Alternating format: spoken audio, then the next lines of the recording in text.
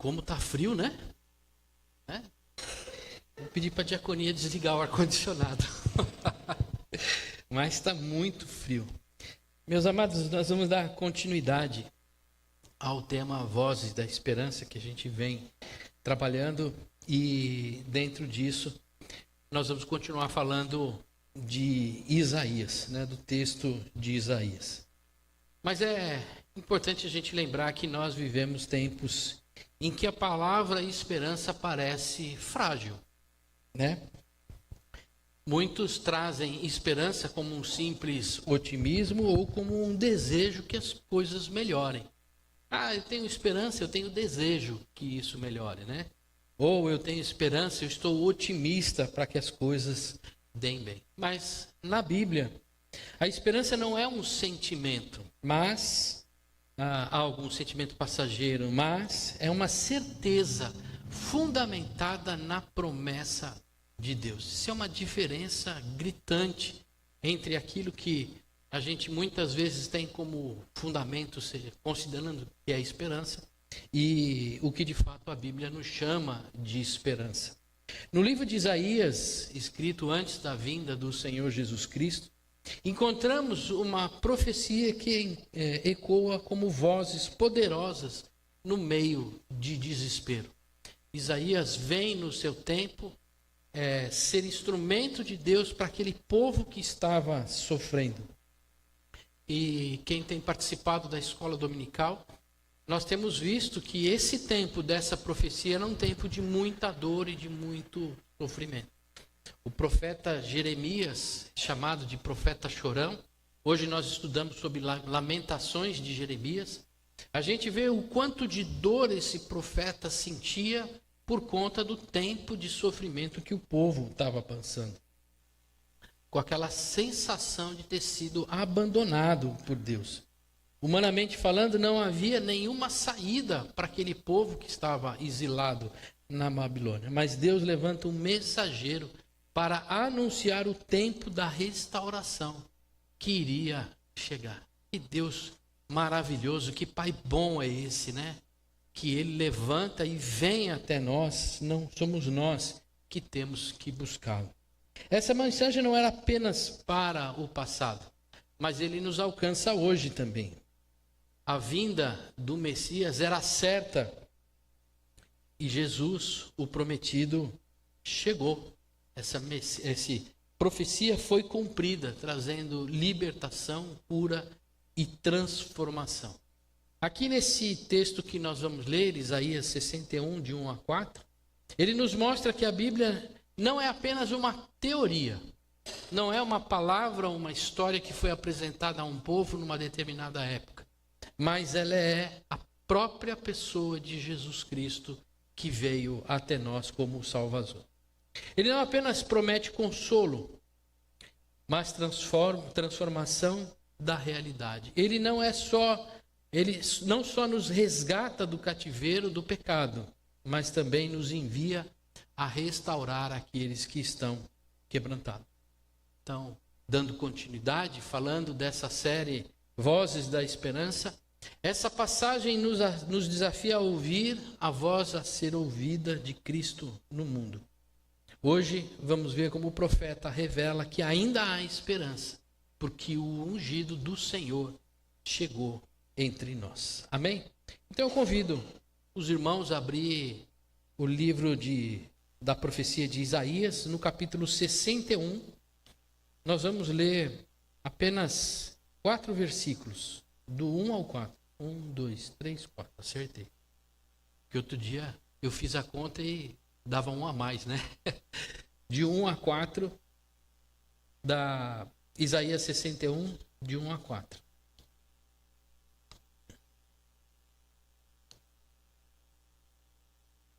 Isaías, vamos ver se você foi mais rápido do que eu. Isaías 61, de 1 a 4.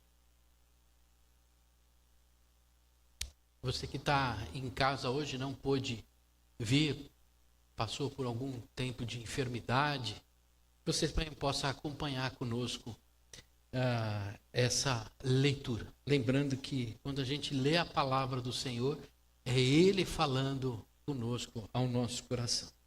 Vamos ler. O Espírito do Senhor Deus está sobre mim, porque o Senhor me ungiu para pregar boas novas aos pobres. Enviou-me a curar os quebrantados de coração, a proclamar libertação aos cativos e a pôr em liberdade os algemados, a pregoar o ano aceitável do Senhor e o dia da vingança do nosso Deus, a consolar a todos os que choram e a pôr sobre os que choram em Sião uma coroa em vez de cinzas, óleo de alegria em vez de pranto, manto de louvor em vez de espírito angustiado. Eles serão chamados carvalhos de justiça, plantados pelo Senhor para a sua glória. Reconstruirão as suas antigas ruínas, restaurarão os lugares anteriormente destruídos e renovarão as cidades arruinadas, destruídas de geração em geração. Vamos orar mais uma vez. Pai, obrigado, Senhor, pela tua palavra, Senhor, que nos entusiasma, Senhor, nos traz esperança. Mas eu peço a Ti, Pai, que essa palavra não seja só mais uma pregação que nós venhamos a ouvir, mas que o mover do Teu Espírito Santo, meu Pai, faça transformações em nossas vidas. Senhor, que aquele que esteja vivendo tempos difíceis, Senhor, já desacreditado, Senhor, ele possa recuperar a esperança no coração. E aqueles pais que estão cheios de esperança, que eles possam ser despertados para serem vozes do Senhor no mundo que sofre. Em nome de Jesus que nós oramos. Amém. A esperança, o exílio não é definitivo. Nós estamos falando do tempo babilônico, onde o povo de Israel foi levado cativo. E esse cativeiro veio por um único motivo, porque Deus queria judiar do seu povo. Olha, se tivesse um corte na internet, eu ia receber uma repreenda do presbitério. Mas na verdade não foi por isso que o povo foi exilado. Não porque Deus queria repreender o seu povo, mas porque o povo andou longe dos seus caminhos. Um pai não procura o filho para trazer broncas simplesmente porque ele tem o desejo de fazer alguma coisa contra aquele filho. Muitas vezes nós pais somos chamados a corrigir o nosso filho porque ele já vem andando longe dos caminhos que deve andar. Isso chama admoestação. Admoestação é nesse sentido de falar, povo, você está andando num caminho de longe daqueles que eu te falei. E os profetas vinham justamente com essa mensagem. A mensagem de admoestação dizendo, vocês estão caminhando longe daquilo que eu ensinei para vocês andarem. Mas não é um castigo apenas. É uma repreenda para que vocês andem. Porque há sim possibilidade de vocês receberem novamente as bênçãos do Senhor. É a esperança vindo junto com essa admoestação. E o que acontecia naquele povo naquele tempo? Eles não adoravam o Senhor, mas começavam a adorar a outros deuses. Imagina que naquele tempo eles colocavam sobre o altar tanto a adoração a Deus como a adoração a Baal, por exemplo, um dos deuses, e outros deuses também que tinham naquela época. Deus falou para ele não se misturar com os outros povos, mas o povo se misturou com outros povos. E aí eles começaram, diante disso, caminhar para longe da presença do Senhor. E o Senhor, através dos profetas, admoestando o povo, falou, se vocês não se consertarem, então virá uma nação contra vocês e vocês viverão exilados, dominados, oprimidos por essa nação por 70 anos. O que a gente vê que estava acontecendo naquele momento é que o povo não andou nos caminhos do Senhor. E aí eles sofreram as consequências. Deus diz, não caminha no sentido do abismo, porque lá é um abismo e você vai cair. O povo não ouviu ao Senhor e ele caiu no abismo.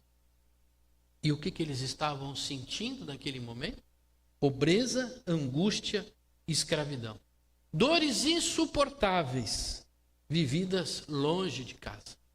Hoje, desculpa retornar, ao mesmo tempo, na escola dominical, foi muito importante a gente falar sobre o choro de Jeremias, de quanto doeu na vida de Jeremias esse exílio. Ele tinha aquela empatia de viver a dor que o povo estava sentindo. E aí a gente deu alguns exemplos aqui do que é voltar para casa e ver a sua casa devastada, por exemplo, por um bandido que foi lá e roubou tudo.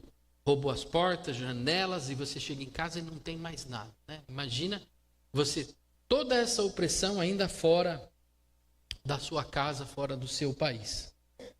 O que o povo esperava naquele momento? O povo esperava um libertador. E a profecia de Isaías revela para este povo sofrido que há esperança. A esperança ecoava por meio de uma promessa. E isso é importante. O Deus da aliança trazia uma promessa ao povo.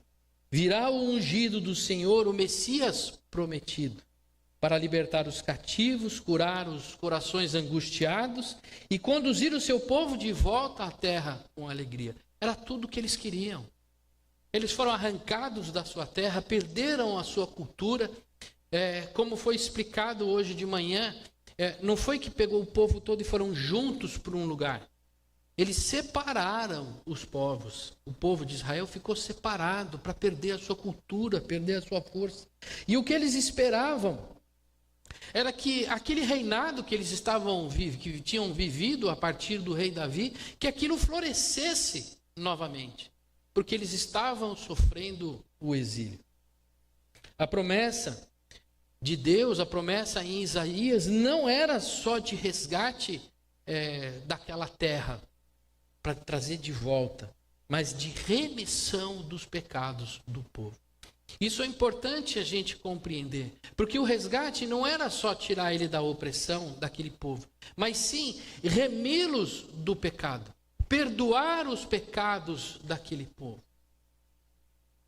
Como um pai amoroso que recebe seu filho rebelde de volta e perdoa os seus pecados quando ele põe o anel de volta do dedo.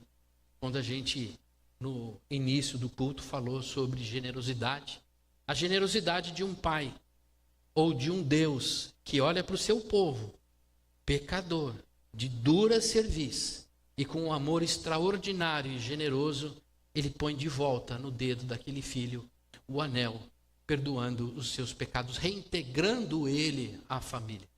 Isso foi o que Deus fez também na vida daquele povo. Essa era a esperança que o povo tinha, que eles tivessem toda aquela culpa derramada sobre eles perdoadas.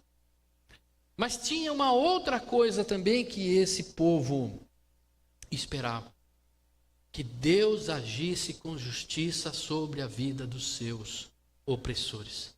Não bastava apenas eu ser remido, mas aqueles que foram ímpios, aqueles que perseguiram o povo, eles também receberiam a justiça, a ira de Deus sobre a vida dele. Com a vinda do Messias, o povo que vivia em humilhação teria a sua glória restituída, teria o seu pranto transformado em alegria. E através dessa restauração, o povo restaurado tornava-se novamente um povo restaurador. Qual que era a grande missão que Deus deu a Abraão? Seja tu uma bênção para todas as famílias da terra. Se tu, Abraão, aquele que irá restaurar as famílias da terra. Quando o povo de Deus é restaurado, ele novamente torna-se o restaurador nesse mundo. Bênção nas famílias da terra. Ainda há esperança. O Evangelho nos traz as boas novas.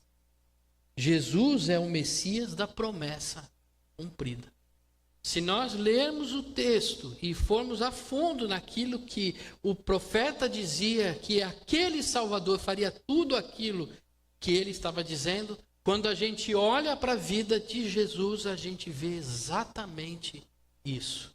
Mas não só isso, que nos mostra que Jesus é esse Messias que o Senhor enviou e cumpriu a sua promessa. Porque o próprio Jesus diz em Lucas 4, 21, hoje se cumpriu esta passagem das Escrituras que vocês acabaram de ouvir.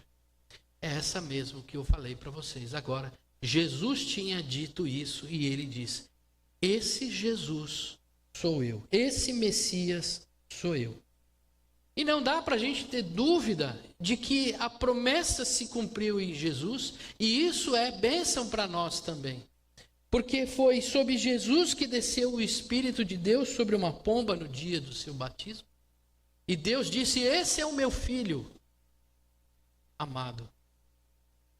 É esse Jesus, o Messias, que muitas vezes as pessoas não reconhecem como o Salvador. Mas é esse o Filho de Deus. Sobre ele está a unção profética. Ele é o profeta.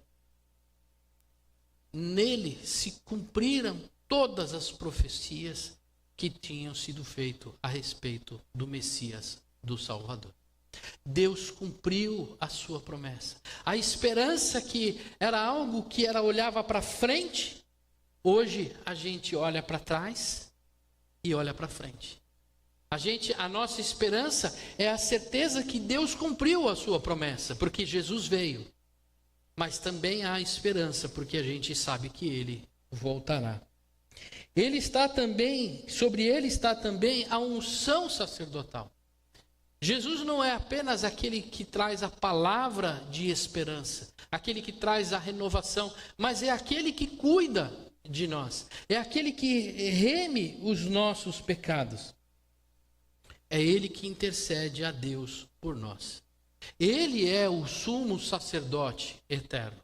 Não se precisa mais, como no passado, de um sacerdote humano que morria, que cometia suas falhas. Hoje não. Esse sacerdote a quem a gente tem livre acesso é esse Jesus. E é esse que dá livre acesso a cada um de nós. Mesmo no tempo de exílio, mesmo no tempo de sofrimento, a gente pode chegar direto a esse sacerdote que vem até nós. Mas ele não é só profeta e nem só sacerdote, ele é rei também. Esse rei é o rei que Israel esperava, o rei libertador, o rei que transforma, e é o rei que está hoje sentado à direita do Pai, governando tudo e governando tudo. Muitas vezes a gente acha que a nossa vida está desgovernada, que a gente não consegue encontrar rumo, caminhada. Não, o Senhor Jesus governa tudo e todos. Se nós entregarmos a nossa vida para que Ele dê rumo, então nós vamos encontrar rumo nas nossas vidas. Jesus é a manifestação viva de Deus que cura feridas, restaura a dignidade e transforma a dor em louvor. Liberta os cativos. Não só aqueles que estão cativos, presos fisicamente, numa prisão.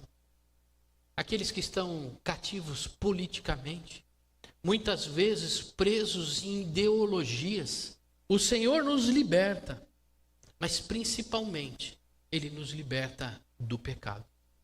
Não há outro que tenha poder suficiente para nos libertar do pecado. Apenas o Senhor Jesus Cristo. Por quê, pastor? Por que somente Ele? Porque somente Ele pagou o preço pela remissão do pecado.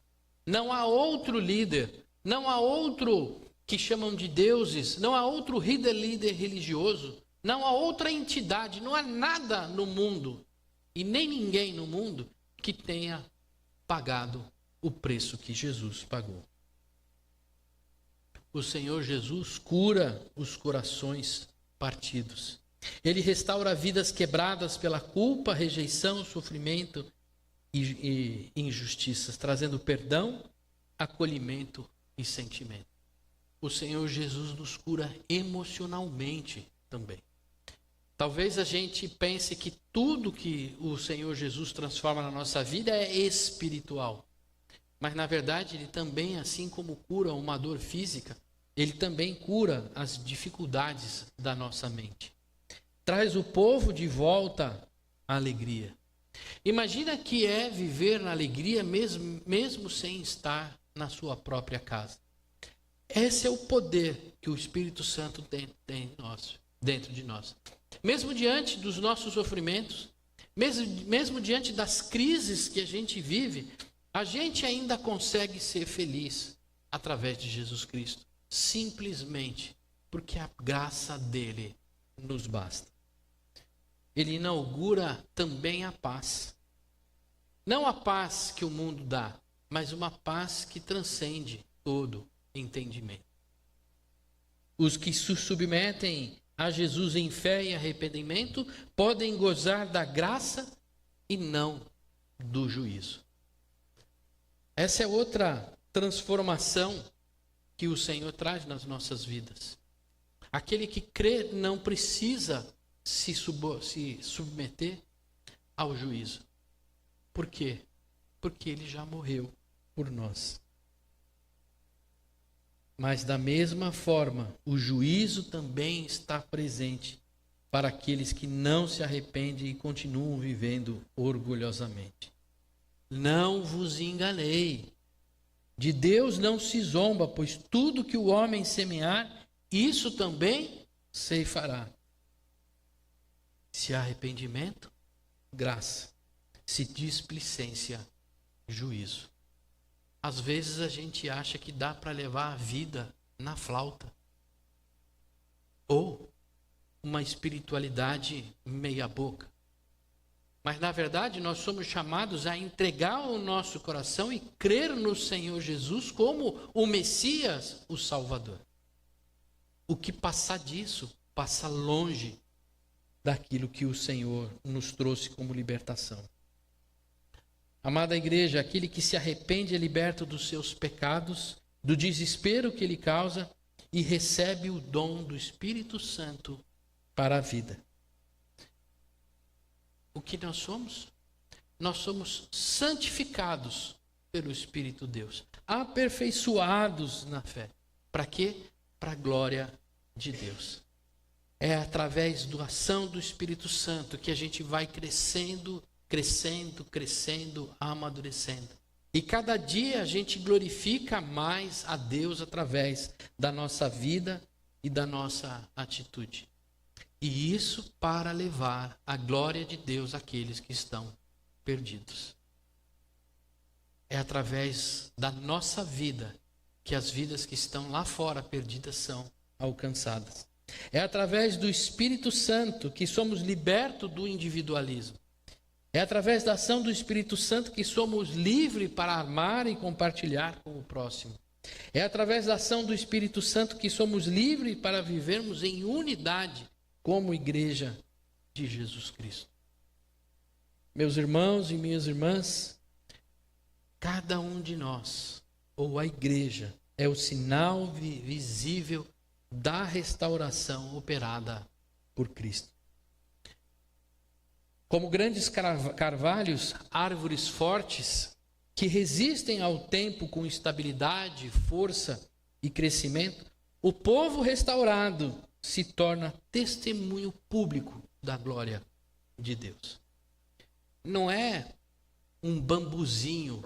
A igreja de Jesus não é um bambuzinho que balança com o vento, mas ele é um carvalho de justiça. Que pode vir tempestade, pode acontecer o que for, ele continua firme na palavra do Senhor. Continua firme glorificando a Deus. Quando nós anunciamos Jesus, não oferecemos religiosidade, mas vida, consolo e liberdade. Boas novas que trazem vida, graça e redenção. Se nós estamos vivendo de forma religiosa, essa religiosidade não vai transformar as pessoas que forem alcançadas. Porque essas pessoas não precisam de autoajuda, não precisam de tradição, não precisam de nada deste mundo. O que elas precisam é receber as boas novas. E as boas novas é: o reino de Deus está próximo. Arrependa-se. Ainda que as ruínas da sua vida sejam grandes, ainda que tudo esteja perdido há muito tempo, há esperança para você. Há esperança para os quebrantados, para os prisioneiros da dor. Há esperança para os que vivem em ruínas emocionais e espirituais. Nada está além do alcance de sua redenção. E Deus nos chama. Deus chama a cada um de nós a sermos a voz viva dessa esperança, proclamando, servindo e amando como Cristo amou. Amém? Feche seus olhos e vamos orar mais uma vez.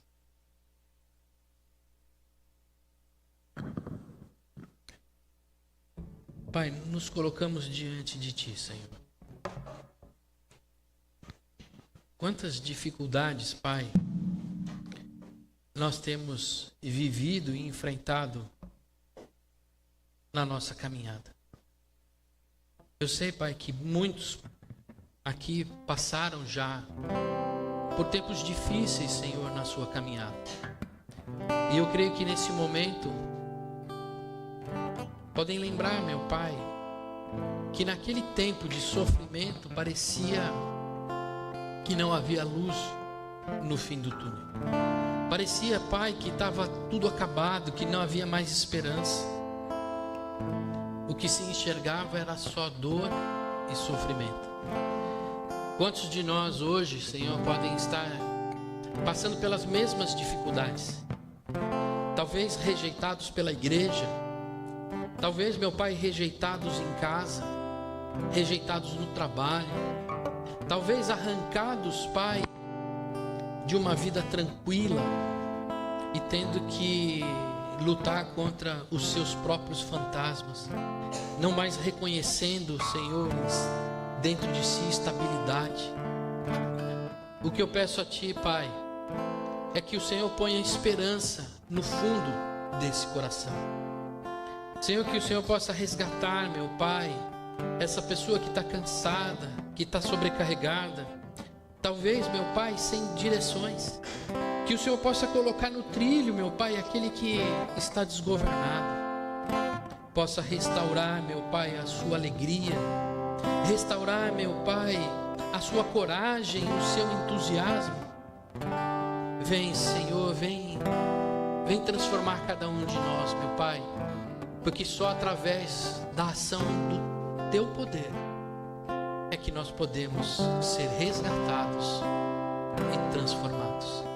Faça dessa música a sua oração.